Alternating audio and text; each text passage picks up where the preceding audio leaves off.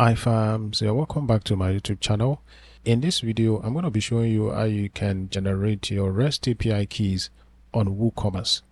Now, if you come to over on WooCommerce and click on settings, then right on the settings page, click on advanced and then click on REST API. So from here, you can actually generate your REST API keys. These keys allows you to integrate your WooCommerce website with external or third-party applications so that viewing or managing your store activities becomes a possibility. So to generate your keys, just proceed to click on create an API key.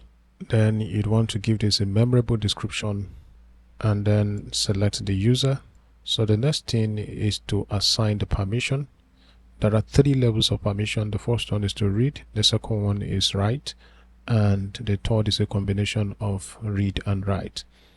The read access only allows the API keys to only offer data access to your WooCommerce, read data access to your WooCommerce website, while the write access allows the third-party application to make changes to your WooCommerce website remotely. And the last option, which is the read and write, combines both activities in one.